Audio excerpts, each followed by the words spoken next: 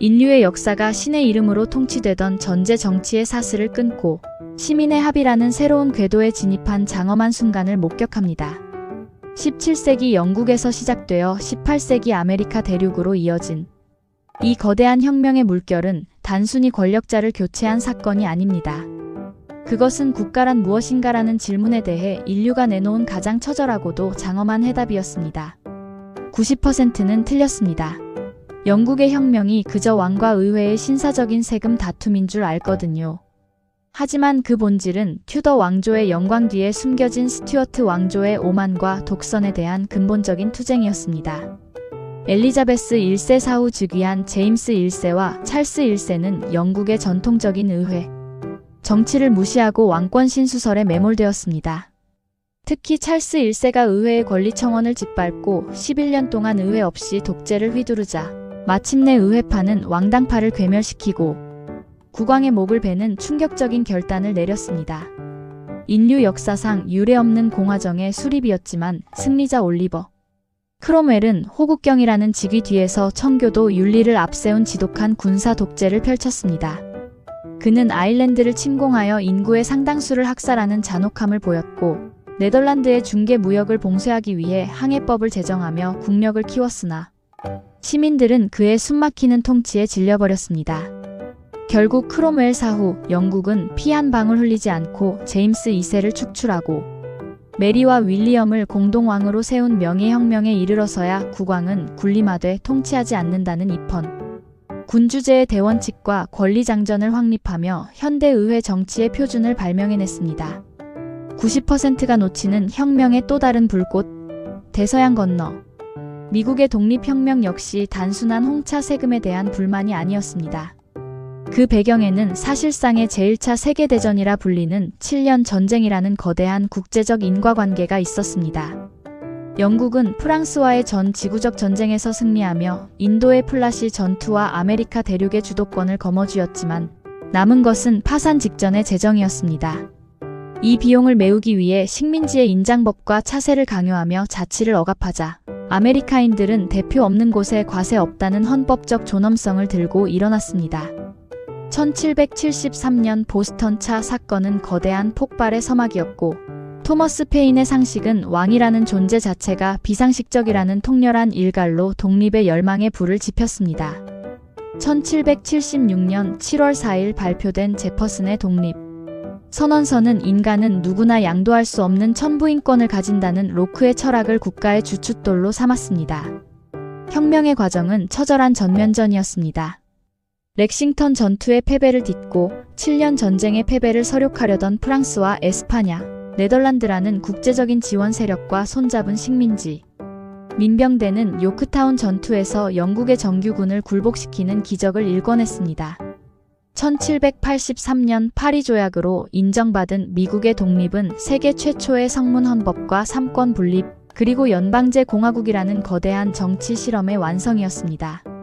조지 워싱턴이 초대 대통령으로 선출되던 1789년 이 혁명적 성공의 기운은 다시 바다를 건너가 신분제의 굴레에 신음하던 프랑스 대혁명의 거대한 화약골을 터뜨리는 도화선이 되었습니다. 스스로 생각하는 힘, 시민의 교양입니다. 유럽을 지배하던 수천 년의 낡은 질서가 단두대의 칼날 아래 조각나기 시작했습니다. 1789년 프랑스, 전 유럽이 절대 왕정의 화려함에 취해 있을 때 파리의 민중들은 빵과 자유를 부르짖으며 일어섰습니다. 프랑스 대혁명은 단순히 왕권을 교체한 사건이 아닙니다. 그것은 앙시엥 레지메이엔 CIEN 아쥐IME, 즉 구체제라는 이름의 거대한 모순을 도려내고 인간은 누구나 자유롭고 평등한 권리를 가지고 태어났음을 전 세계에 선포한 인류사의 가장 거대한 도약이었습니다. 90%는 틀렸습니다. 프랑스 대혁명이 그저 굶주린 민중들의 우발적인 폭동인 줄만 알거든요. 하지만 혁명의 불씨는 이미 지적인 화약고 안에서 타오르고 있었습니다. 인구의 2%도 안 되는 성직자와 귀족들이 모든 특권을 독점하고 면세 혜택을 누릴 때 국가 재정의 90% 이상을 책임지던 제3신분, 즉 시민들은 정치적 권리에서 철저히 소외되어 있었습니다. 미국 독립혁명의 성공 소식과 계몽. 사상의 확산은 이들에게 우리도 주인이 될 수 있다는 강력한 자각을 심어주었습니다. 재정 위기를 타개하려 소집된 삼부회에서 국왕 루이 16세가 시민들의 목소리를 외면하자 그들은 스스로를 국민의회라 선포하며 테니스 코트에 모여 헌법 제정을 서약했습니다. 1789년 7월 14일 전제의 상징이었던 바스티유 감옥이 함락되던 날 중세의 밤은 끝나고 근대의 아침이 밝아왔습니다. 90%가 놓치는 혁명의 결정적 순간, 혁명이 선포한 인간과 시민의 권리 선언은 오늘날 우리가 누리는 모든 민주적 가치의 원형입니다. 인간은 자유롭고 평등하게 태어났다. 이 짧은 문장은 천부인권과 국민주권 그리고 저항권을 인류의 보편적 법칙으로 확립했습니다. 하지만 혁명의 길은 순탄치 않았습니다. 국왕의 오스트리아 탈출 시도, 즉 바렌 사건은 민중의 배신감을 폭발시켰고 오스트리아와 프로이센 등 주변국들의 간섭은 혁명을 더욱 과격하게 몰아붙였습니다. 로베스피에르가 이끄는 자코뱅파는 공화정을 선포하고 루이 16세를 처형하며 공포정치를 펼쳤습니다. 조국이 살기 위해 국왕은 죽어야 한다는 외침 속에 수많은 이들이 단두대에서 사라졌고 혁명은 자유를 넘어 평등의 극한을 향해 치달았습니다. 비록 공포정치는 로베스피에르의 몰락으로 끝났지만 혁명이 뿌린 씨앗은 거둘 수 없었습니다. 봉건적 특권은 폐지되었고 교회는 국가의 통제 아래 놓였으며 신분의 벽은 완전히 허물어졌습니다. 파리 시내를 메웠던 자유, 평등, 박애의 구호는 이제 프랑스를 넘어 전 유럽의 왕좌를 위협하는 가장 강력한 무기가 되었습니다. 이 혼란을 수습하며 등장한 나폴레옹은 비록 스스로 황제의 길을 걸었지만 그가 정복한 영토마다 혁명의 정신과 민법전을 퍼뜨리며 유럽의 근대화를 비가역적인 흐름으로 만들었습니다. 프랑스 대혁명은 우리에게 묻습니다. 진정한 정의란 무엇인가? 다수의 행복을 위해 개인의 희생은 정당화될 수 있는가? 혁명의 불길 속에서 피어난 이 질문들은 오늘날까지도 민주주의를 지키는 가장 치열한 화두로 남아 있습니다. 단두대의 공포를 뚫고 쟁취해낸 인권의 가치는 우리가 더 이상 누군가의 신민이 아니라 스스로 운명을 결정하는 시민임을 증명하는 가장 위대한 성취입니다. 스스로 생각하는 힘, 시민의 교양입니다. 프랑스 대혁명의 거친 파도가 공포정치와 부패한 총재, 정부의 무능 속에서 길을 잃었을 때 한 남자가 역사의 전면에 등장했습니다. 코르시카 출신의 하급 귀족이자 포병 장교였던 나폴레옹 보나파르트. 그는 전 유럽의 군주들이 혁명의 불길을 끄기 위해 프랑스를 압박할 때 천재적인 군사 전략으로 승리를 거두며 프랑스의 구세주로 떠올랐습니다. 1799년 브리메르 쿠데타로 권력을 장악한 그는 통령 정부를 수립했고 마침내 1804년 스스로 황제의 자리에 오르며 혁명의 종언과 새로운 제국의 시작을 동시에 선포했습니다. 90%는 틀렸습니다.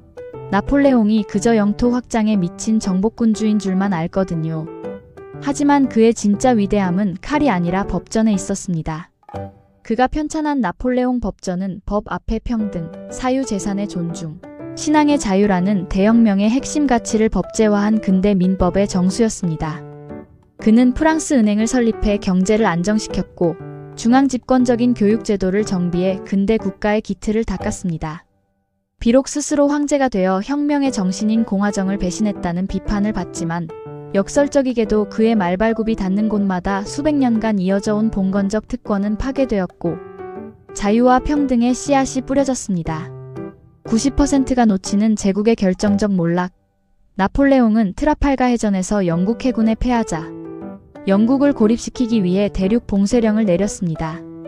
하지만 이는 오히려 유럽 대륙 국가들의 경제적 고통을 초래했고 이를 어긴 러시아를 정복하기 위해 나선 60만 대군은 러시아의 동장군과 초토화 작전 앞에 처참히 무너졌습니다. 라이프치히 전투와 워털루 전투에서의 연이은 패배는 전설적인 영웅을 세인트 헬레나 섬의 고독한 유배지로 몰아넣었습니다. 그러나 나폴레옹이 사라진 뒤에도 그가 흔들어 놓은 유럽은 결코 이전으로 돌아갈 수 없었습니다. 나폴레옹 전쟁은 유럽인들에게 두 가지 강력한 각성을 선사했습니다. 첫째는 프랑스군이 전파한 자유주의였고 둘째는 외세의 침략에 맞서 우리 민족을 지키겠다는 민족주의의 탄생이었습니다. 나폴레옹을 몰아내기 위해 연합했던 각국의 민중들은 이제 자신의 왕이 아닌 자신의 국가와 민족을 위해 싸우기 시작했습니다. 이 지각 변동은 훗날 이탈리아와 독일의 통일, 그리고 19세기 유럽의 끊임없는 혁명으로 이어지는 거대한 흐름이 되었습니다. 나폴레옹은 우리에게 묻습니다. 목적이 수단을 정당화할 수 있는가? 자유를 전파하기 위해 타국을 침략하는 것은 정의로운가? 혁명을 수호하기 위해 스스로 독재자가 된 그의 모순적인 삶은 오늘날 우리에게도 질서와 자유, 그리고 권력의 정당성에 대한 묵직한 화두를 던집니다. 한 시대를 풍미한 거인은 쓰러졌지만 그가 닦아놓은 근대 시민사회의 길은 여전히 우리의 발밑에 놓여 있습니다. 스스로 생각하는 힘, 시민의 교양입니다. 인류 역사의 물줄기를 바꾼 가장 뜨거운 화약고 프랑스 대혁명의 한복판으로 들어갑니다. 1789년 전 유럽을 호령하던 부르봉 왕조의 화려함 뒤에는 앙시엥 레짐이라는 낡고 썩은 뿌리가 깊게 박혀 있었습니다. 인구의 단 2%인 성직자와 귀족이 모든 권력을 독점할 때 국가의 실질적인 기둥이었던 제3신분 평민들은 과중한 세금과 정치적 소외라는 이중고에 신음하고 있었습니다. 이 모순이 임계점에 도달했을 때 인류는 식민에서 시민으로 진화하는 처절한 산고를 겪게 됩니다. 90%는 틀렸습니다. 프랑스 혁명이 그저 바스티유 감옥 습격 한 번으로 끝난 단순한 사건인 줄 알거든요. 하지만 혁명은 국민의회, 입법의회, 그리고 국민공회로 이어지는 치열한 권력의 변천사였습니다. 재정 위기에 몰린 루이 16세가 3부회를 소집했지만 머릿수 표결을 거부당한 제3신부는 테니스 코트의 서약을 통해 국민의회를 결성하며 정면으로 맞섰습니다. 국왕의 탄압 소식에 분노한 파리 민중들이 바스티유 감옥을 함락시킨 1789년 7월 14일 봉건제의 폐지와 인권선언의 사자후가 유럽 전역에 울려 퍼졌습니다. 국왕이 바렌으로 탈출하려다 붙잡힌 사건은 민중의 마지막 신뢰마저 앗아갔고 혁명은 이제 돌이킬 수 없는 루비콘강을 건넜습니다. 90%가 놓치는 혁명의 광기와 반전. 1792년 오스트리아와 프로이센의 간섭으로 시작된 혁명 전쟁은 프랑스를 거대한 애국심의 용광로로 만들었습니다. 마르세유 의용군들이 부르던 라 마르세예즈가 파리 시내에 울려 퍼질 때 왕권은 정지되었고 공화정이 선포되었습니다. 로베스피에르가 이끄는 급진 자코뱅파는 조국이 살기 위해 왕은 죽어야 한다며 루이 16세를 단두대로 보냈습니다. 하지만 공포정치는 혁명재판소와 공안위원회를 통해 수천 명의 목을 베는 광기로 치달았습니다. 내일은 내 목내일지도 모른다는 공포는 결국 테르미도르 반동을 불러왔고 피를 부르던 사나이 로베스피에르 역시 자신이 세운 단두대에서 생을 마감했습니다. 이 혼란과 무능한 총재 정부의 틈을 파고든 인물이 바로 코르시카의 포병장교 나폴레옹이었습니다. 1799년 브리메르 쿠데타로 권력을 장악한 그는 통령 정부를 수립하고 프랑스 은행 설립, 나폴레옹 법전 편찬 등 근대 국가의 기틀을 닦았습니다. 1804년 스스로 황제의 자리에 오른 그는 전 유럽을 제패하며 혁명의 이념인 자유와 평등을 말발굽에 실어 전파했습니다. 비록 대륙 봉쇄령과 러시아 원정의 실패로 워털루에서 무너졌지만 그가 흔들어 놓은 유럽은 더 이상 왕들의 전유물이 아니었습니다. 프랑스 대혁명과 나폴레옹의 대서사는 우리에게 묻습니다. 혁명의 완성은 파괴에 있는가, 아니면 질서의 수립에 있는가? 구체제의 심장을 뚫고 나온 이성의 빛이 공포정치라는 어둠을 지나 나폴레옹이라는 거인을 낳기까지 그 격동의 시간은 오늘날 우리가 누리는 시민사회의 가장 처절한 뿌리입니다. 스스로 생각하는 힘, 시민의 교양입니다. 나폴레옹이라는 거대한 폭풍이 지나간 자리, 유럽의 군주들은 공포에 떨며 시계를 거꾸로 돌리려 했습니다. 1814년 오스트리아의 제상 메테르니히의 주도로 열린 빈 회의의 목적은 명확했습니다. 프랑스 혁명 이전의 상태로 돌아가는 것, 즉 정통성의 원칙 아래 구체제의 질서를 복구하는 것이었습니다. 그렇게 탄생한 빈 체제는 자유주의와 민족주의라는 시대의 흐름을 억누르는 거대한 댐이 되었습니다. 하지만 이미 이성의 빛을 본 시민들은 더 이상 왕의 신민으로 남기를 거부했습니다. 90%는 틀렸습니다. 빈 체제가 단순히 왕들의 권력을 지켜준 안정적인 평화기인 줄 알거든요. 하지만 그것은 유럽 전역에서 터져나온 지각 변동을 잠시 억누른 위태로운 침묵이었습니다. 독일의 브루센 샤프트 운동, 이탈리아의 카르보나리당 운동, 러시아의 데카브리스트 봉기는 비록 메테르니히의 탄압에 무너졌지만 변화를 향한 갈망은 멈추지 않았습니다. 특히 1820년대 그리스의 독립과 라틴 아메리카의 해방은 빈 체제의 견고한 벽에 첫 번째 균열을 냈습니다. 미국의 먼로 선언과 영국의 지지는 보수적인 봉쇄망을 뚫고 자유의 바람을 불어넣었습니다. 90%가 놓치는 혁명의 결정적 연쇄 반응. 1830년 프랑스 샤를 10세가 전제 정치를 강화하자 파리의 시민들은 다시 한번 바리케이드를 쳤습니다. 이것이 바로 7월 혁명입니다. 자유주의자 루이 필리프를 왕으로 세운 이 혁명은 벨기에의 독립과 영국의 선거법 개정을 이끌어냈습니다. 그러나 혁명은 여기서 멈추지 않았습니다. 1848년 산업혁명으로 성장한 노동자와 시민들은 더 넓은 참정권과 평등을 요구하며 2월 혁명을 일으켰습니다. 루이 필리프마저 쫓겨나고 공화정이 선포되자 혁명의 불길은 빈 체제의 심장부인 오스트리아로 번져 메테르니히를 실각시켰습니다. 빈 체제라는 거대한 댐이 마침내 무너져 내린 순간이었습니다. 유럽을 뒤흔든 이 일련의 혁명들은 두 가지 거대한 성과를 남겼습니다. 첫째는 개인의 자유와 권리를 보장하려는 자유주의의 승리였고, 둘째는 분열된 민족이 하나로 뭉쳐 독립된 국가를 세우려는 민족주의의 각성이었습니다. 영국의 차티스트 운동이 노동자들의 참정권을 주장하며 민주주의의 지평을 넓힐 때 유럽 대륙은 이제 제국이 아닌 국민국가라는 새로운 시대로 나아가고 있었습니다. 억눌렸던 시민의 에너지는 이제 산업화와 민주화라는 현대 사회의 두 엔진을 돌리기 시작했습니다. 빈 체제와 유럽 혁명의 역사는 우리에게 묻습니다. 억압으로 시대의 흐름을 바꿀 수 있는가? 안정이라는 이름 아래 개인의 자유를 희생하는 것이 정당한가? 구체제의 최후 보루였던 빈 체제를 무너뜨린 것은 정치가의 책략이 아니라 더 나은 삶을 향한 평범한 시민들의 멈추지 않는 발걸음이었습니다. 우리가 누리는 투표권 한 장에는 19세기 유럽의 거리에서 피 흘린 이름 모를 시민들의 간절한 염원이 담겨 있습니다. 스스로 생각하는 힘, 시민의 교양입니다.